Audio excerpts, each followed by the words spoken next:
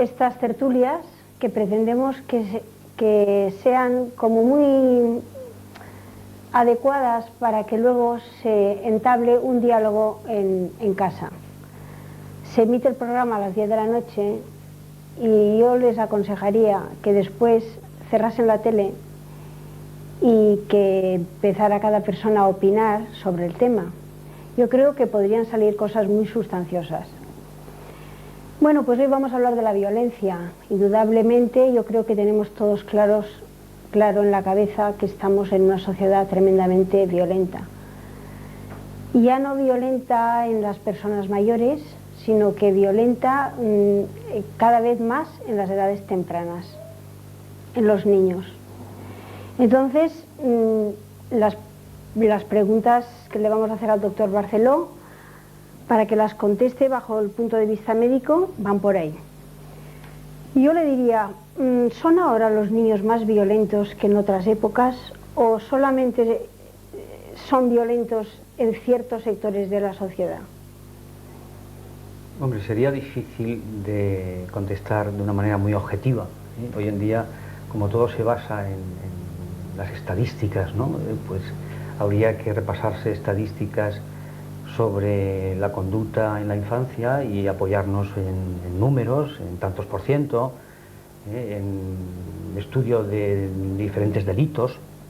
Pero vamos, sí que es una impresión general que en este momento la juventud, por el estilo de vida, por el tipo de formación que reciben, por los estímulos que reciben de los medios de comunicación, se habla que un niño durante una semana en horas de televisión puede contemplar varios cientos y no miles de asesinatos, de actos violentos, de situaciones de gran carga agresiva, y esto sin duda está calando en su imaginación, en su fantasía.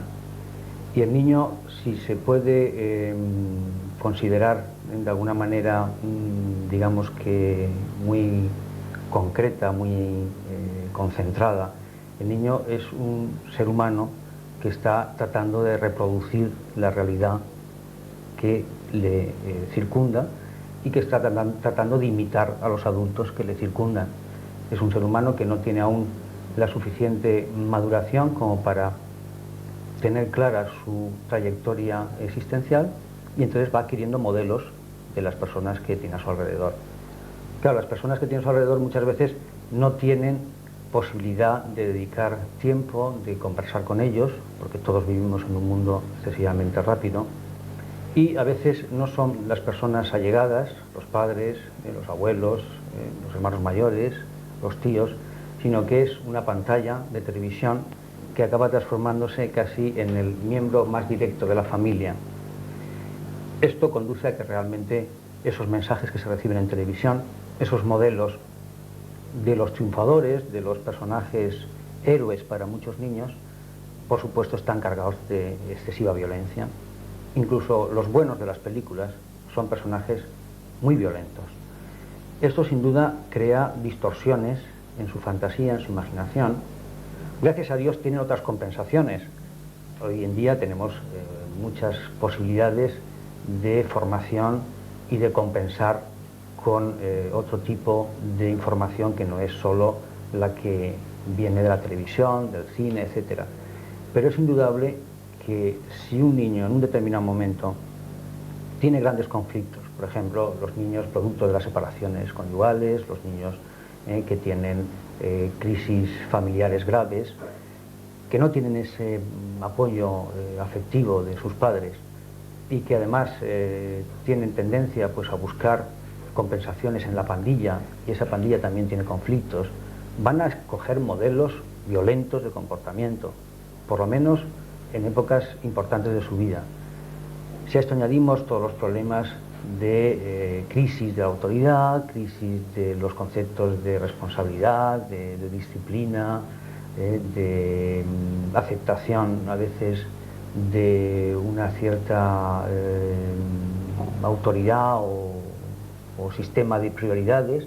El niño en este momento tiene dificultades enormes en aceptar la frustración, porque a veces es un niño producto de la educación permisiva, En fin, todos estos factores pueden redondear un poco el tema, la cuestión general, y como bueno, se puede rápidamente deducir, es un problema de grandes aspectos que convergen, problemas todos muy importantes, y a veces pues yo creo que convendría detenerse en que la gente consultara, que los expertos pudieran hablar más.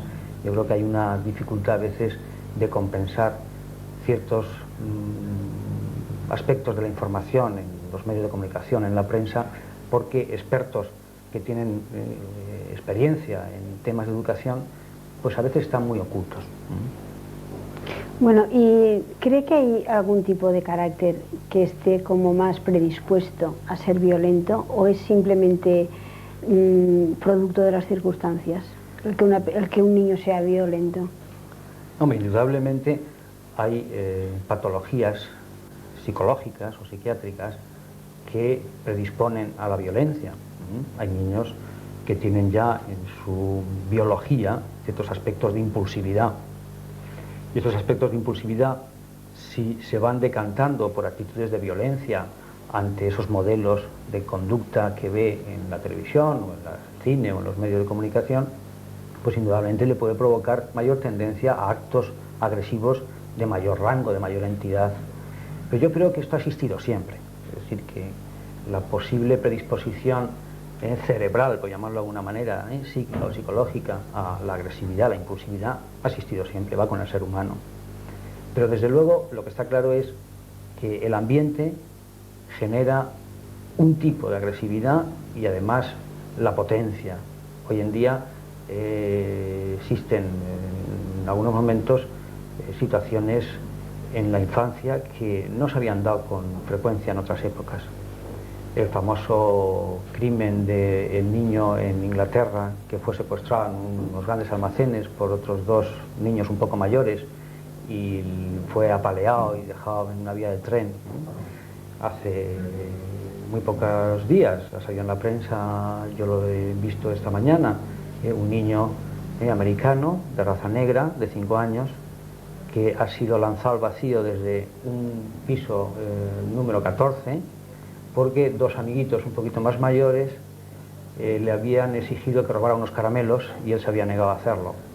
Como consecuencia de eso, pues tomaron unas medidas absolutamente irremediables y violentas, como fue lanzarlo al vacío. Y esto no se había dado con tanto dramatismo. Tampoco debemos crear una situación como de gran tragedia y gran preocupación. Nuestra juventud no es toda así. Pero desde luego en determinados momentos donde no se cuidan los medios de comunicación, donde no se cuida la información que reciben a través de toda la imagen que transmite, pues digamos que los planteamientos, llamémosle mitológicos, que le toca vivir a cada cultura, a cada sociedad, cuando no se vigila eso, cuando no se controla, determinados niños, determinados individuos con predisposiciones hacia la impulsividad pueden hacer actos realmente llamativos, ¿no? Bueno, yo verdaderamente a los que nos toca vigilar veo que es a los padres. O sea, se vuelve a repetir lo verdaderamente importante que es el papel de los padres, ¿no? Sí, yo creo que el papel de los padres es importante a nivel del núcleo familiar, pero quizás lo que aún los adultos no nos hemos concienciado es del pecado de omisión. El pecado de omisión sobre todo a nivel social. Estamos todos acostumbrados a dejar que los otros hagan por nosotros, que decidan, que nos impongan determinadas actitudes de diversión, lúdicas, y eso conduce a que no sabemos valorar el daño que están originando en nuestros hijos y en los hijos de gente como nosotros. Hay que exigir, como hoy en día están de moda las asociaciones de consumidores, pues hay que exigir que haya asociaciones de televidentes, de teleoyentes, sí, las hay, las hay, pero que no tienen una fuerza y no y tienen además entidad. Que luego no lo decimos y la gente, si lo sabe, no pasa. O sea, sí que es bien, pero mañana me haré socio y va pasando el tiempo y las cosas siguen igual. Las cosas siguen igual. Esto en nuestro país es muy llamativo, pero vamos, hay que intentar que la gente empiece a actuar. Se comenta que un sueco está afiliado a 5 o 6 asociaciones distintas. Yo creo que es dificilísimo encontrar un español que esté afiliado a cualquier cosa, ¿no? En todo caso, a lo mejor a algún partido político y poco más. Bueno, pues hay que quitarse un poquito esa mentalidad de que no hacemos nada cada uno por su parte y que debemos juntarnos, afiliarnos y crear una cierta presión social que haga difícil a determinados movimientos de poder informativo que desarrollen una línea de información o de diversión que vaya en contra de la educación de nuestros hijos, y a través incluso de los promotores, de los anunciantes, de los sponsors que facilitan que estos programas o estas cadenas de televisión favorezcan este tipo de mensajes y de información visual o diversión visual. Yo creo que esto es muy importante. Mis queridos amigos, estamos ya casi tocando el verano y los padres tenemos ante nosotros pues un nuevo reto, el de orientar a nuestros hijos para que el verano sea, dentro de lo posible, pues una época de esparcimiento, sí, pero una época de no perder el norte, el horizonte. Entonces esta tarea es un poquito difícil. Para hablar de este tema tan apasionante y que nos preocupa tanto a los padres, tenemos con nosotros de nuevo al doctor Barceló. Buenas tardes. Muy buenas tardes, doctor Barceló. Encantado de estar aquí. Bueno, pues vamos a charlar con él. La primera pregunta que le hacemos es: ¿qué tipo de problemas pueden aumentar cuando los jóvenes tienen demasiado tiempo libre? Por ejemplo, ahora en verano. Yo creo que los jóvenes tienen demasiado tiempo libre casi siempre, porque yo creo que también esta época de la adolescencia y la juventud es el momento en el que parece que el tiempo corre despacio, da la impresión de que hay tiempo para todo, que la vida es muy larga, que se puede permitir uno todo tipo de lujos y se suele tender a desperdiciar el tiempo. Yo creo que es una experiencia personal de los que ya vamos haciéndonos más mayores, sí, que hemos perdido el tiempo. Si volviéramos atrás, si hubiera una moviola que fuera capaz de retrotraernos en nuestra vida, seguramente estudiaríamos mucho más, leeríamos muchos más libros, iríamos a muchas más charlas, a muchos más cursos, porque nos da la impresión de que nuestra formación ha podido cojear en algún momento por esa vivencia que tienen los jóvenes, de que el tiempo es amplio, de que hay posibilidades de hacer demasiadas cosas, y luego la pura realidad, la cruda realidad, es que se realizan casi ninguna. Claro, el verano es el tiempo peligroso para que esta vivencia aún más se haga presente, porque bueno, es una época donde la climatología también cambia, hace mucho calor, hay que combatir el calor pues yéndose a la playa o a la piscina, las horas estas de la siesta, recordamos nuestra época infantil cuando nos obligaban a dormir la siesta porque todos los padres iban a dormir la siesta, y pues allí surgían todo tipo de fantasías, de complicaciones, incluso a veces pues para evitar ese rato donde había que tener inactividad, y se hacían pues cosas positivas pero también travesuras de todo tipo. Bueno, pues esa época de la juventud y de la adolescencia donde el tiempo se vive de esta manera tan lento, tan amplio, pues puede dar lugar a que el ocio se cuele.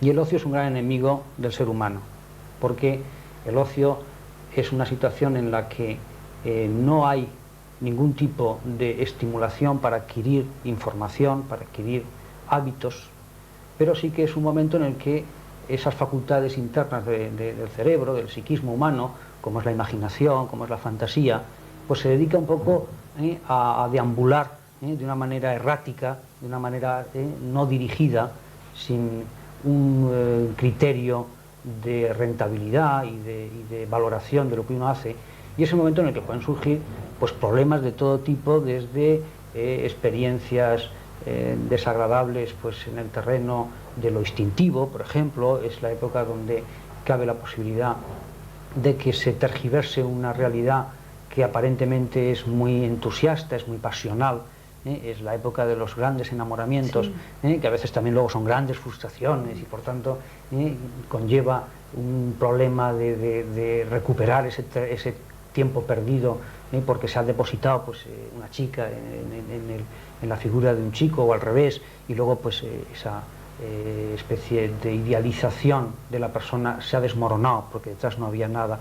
Es un momento de tal tempestuosidad pasional y instintiva que conviene que la juventud se dé cuenta de que debe pararse, debe cambiar un poco el destino que su naturaleza en ese momento parece que les aboca, y intentar cambiar de actividades. Es el momento en el que, bueno, pues hay que estudiar menos, pero quizás también leer más. Todas esas actividades que no se pueden hacer durante el curso, sobre todo actividades también intelectivas, pero que son de alguna manera interesantes, pues leer una novela, leer, oír buena música, hacer deporte, ese deporte que durante el curso no se puede hacer, y mejorar pues también todo lo que significa la compañía, la convivencia. Pues es la época de las tertulias, tiene que ser la época de conseguir que las pandillas pues tengan proyectos incluso culturales. Pues ¿por qué las pandillas tienen que quedarse comiendo pipas en un pub, en la puerta de un pub? Podrían organizar pues desde cineforums a actividades de comentario de lecturas, a lo mejor si hay una ciudad próxima visita museos, buscar gente mayor que les pueda intentar en pequeñas charlas o en pequeños cursos ampliar todo tipo de actividades y de doctrinas, de ciencia, de cultura, etcétera, etcétera. Yo creo que es un momento apasionante si hay buenos líderes que traten en esos grupos, en esas pandillas, de crear expectativas interesantes y formativas. Bueno, lo que usted ha dicho es verdaderamente eso, que hayan líderes, porque yo creo que a los padres muy pocas veces, bueno, algunas veces sí, pero nos hacen caso. O sea, el problema es que esto sí que es cierto, y además yo creo que es lo que pensamos que debe de ser, pero ¿cómo se les mueve? Si no es a través de un líder. Sí, hay que crear líderes, y los líderes salen de la propia juventud. Yo siempre digo que la juventud es la que cambia el mundo, claro, para bien y para mal. Claro. Yo creo que ahora en este momento está tocando para bien, y por tanto es probable que vayan surgiendo nuevos líderes. Son épocas que se agotan y la gente joven se da cuenta, incluso en ocasiones antes que los adultos, aunque muchos de ellos caen en la gran batalla de la colisión entre las ideas y las ideologías, pero también son los que surgen como de alguna manera liberalizadores de todo tipo de dependencias, de esclavitudes ideológicas. Pero hay que intentar que en ocasiones incluso algunos padres pueden ser líderes. Hay padres que pueden a lo mejor intentar motivar dentro de la pandilla de sus hijos para determinadas actividades.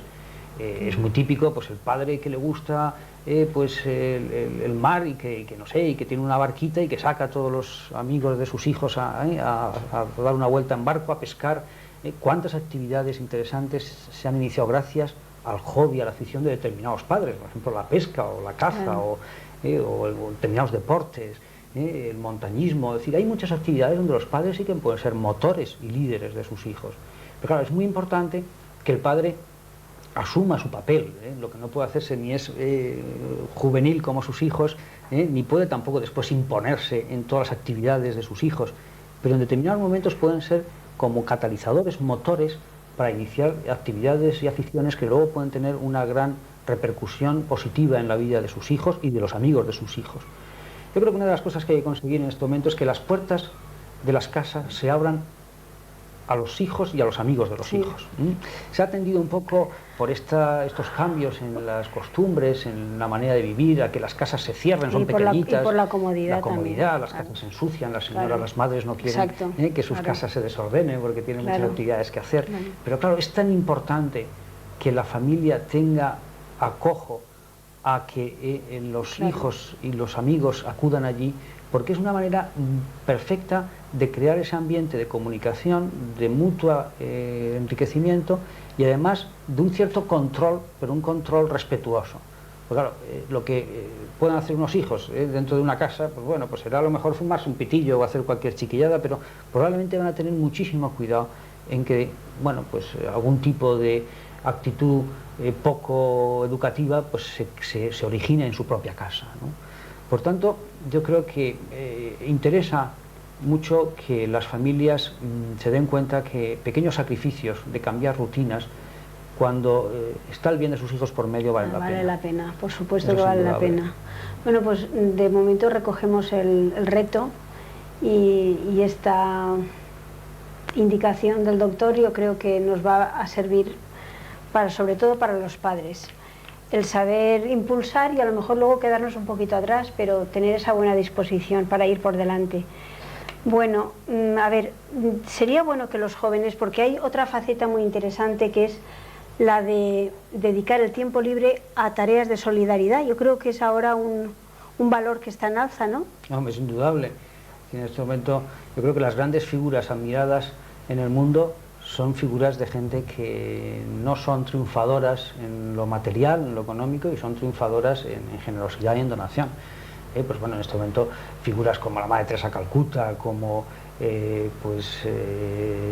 los misioneros estos que en Ruanda han estado haciendo tantísima labor, son figuras atractivísimas para la gente joven, porque la juventud tiene esa característica, es la época de lo pasional, pero no de lo pasional entendido como lo placentero, lo egoísta, es la época también de la gran generosidad, de la gran donación. Sus idealismos pueden dar lugar a tomar decisiones que les haga una entrega personal a determinadas causas de gran valor humano.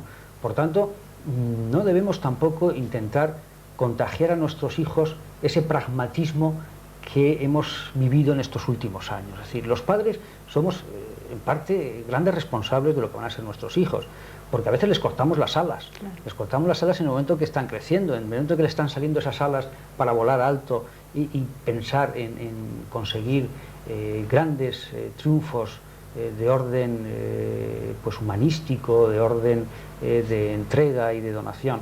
Y a veces pues por ese afán pragmático de que nuestros hijos pues ganen dinero, sean triunfadores en lo social, que no se compliquen la vida, que no se compliquen la vida, que hagan más dinero del que hemos hecho nosotros, pues probablemente les estamos creando y dándoles un mensaje que en determinados momentos les impide crecer en virtudes de solidaridad, porque la solidaridad humana necesita un mínimo de virtudes, como es pues la generosidad, primero la humildad, para saber que uno es menos que otro y que puede tratar de ayudar a ese otro, combate de alguna manera esa soberbia, esa vanidad que hace que nos creemos una especie de compartimento de cristal donde no nos relacionamos, no tocamos a los demás. Y todo esto en ocasiones surge de que los padres hemos sido excesivamente materialistas cuando hemos educado a nuestros hijos. Por tanto, yo creo que es un valor en alza y esto se puede materializar en este momento de infinidad de maneras. Yo estoy convencido de que hay instituciones cerca de la casa de cada uno, parroquias, hay residencias, hospitales, todo tipo de instituciones que están necesitando que la gente joven acuda allí, vea lo que es la realidad del sufrimiento humano y, bueno, pues pequeños actos de generosidad, como puede ser dar de comer a un anciano o atender a un niño que tiene el SIDA, entretenerlo un rato mientras las personas que los cuidan, las hermanitas que los cuidan, pues puedan hacer otras actividades. Todo esto puede dar lugar a un enriquecimiento personal tan enorme que probablemente esa experiencia sea más formativa que leer infinidad de libros, que llevarlos a infinidad de cursos, y que gastarse el dinero en la formación de nuestros hijos. Claro. Porque aparte eso les va a dar una compensación tremendamente grande, ¿no? Cuando se den cuenta de que pueden ayudar a los demás, eso lleva a una compensación inmediata también muchas veces. Probablemente no hay mejor manera de pagar a un ser humano que la satisfacción del deber cumplido y la satisfacción de que a través de él llega la felicidad a otros. Claro.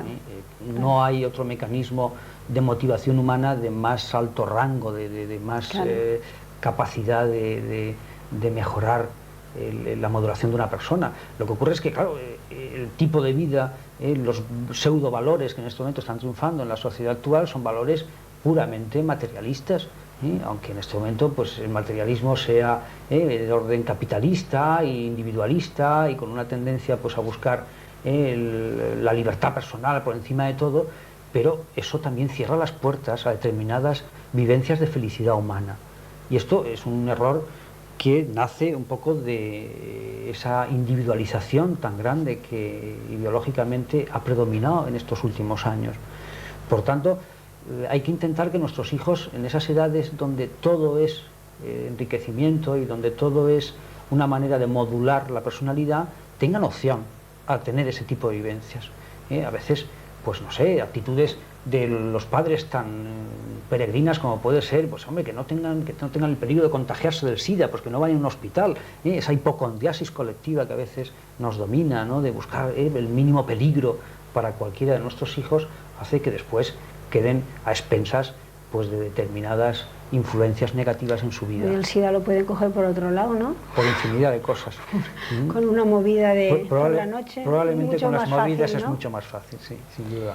Bueno, el ambiente de hoy en día no ayuda mucho, pero pueden los jóvenes, o sea, me gustaría que hablara de la capacidad que tiene un joven de transformar su entorno.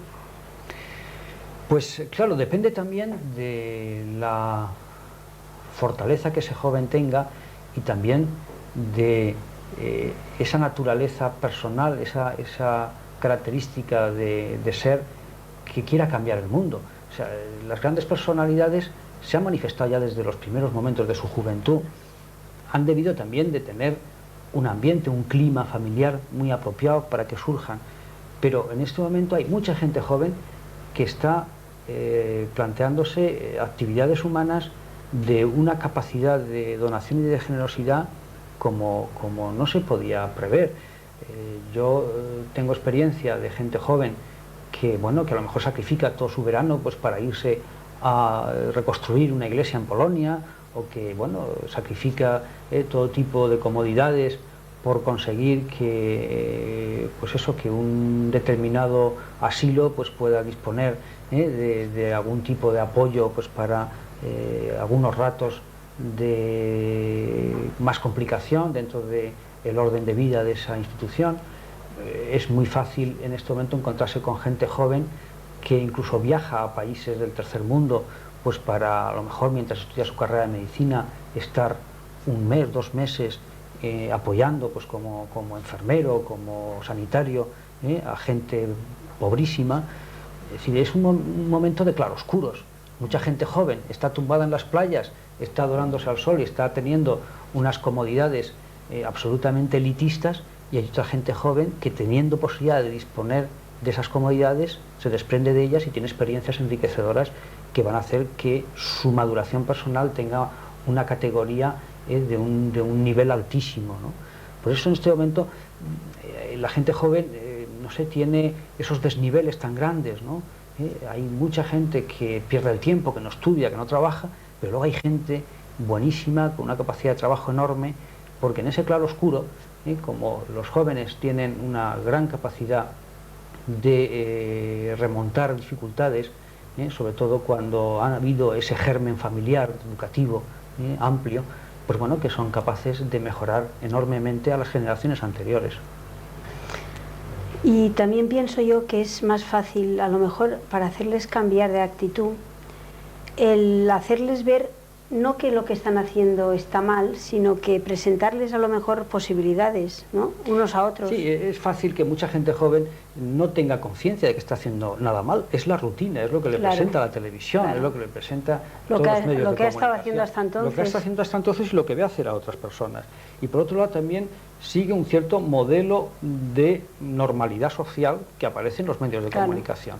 Y claro, mucha gente de este joven tiene después, cuando se ve sometida a esa rutina, que en el fondo nada le puede satisfacer, porque incluso aunque tenga posibilidad de, bueno, alcanzar un buen sueldo, un buen puesto de trabajo, las dificultades pues, de tipo interior, de imposibilidad a veces de superar dificultades espirituales, existenciales, le hace ver que está absolutamente desprovista de armas con las que combatir esas serias contrariedades que surgen en la vida.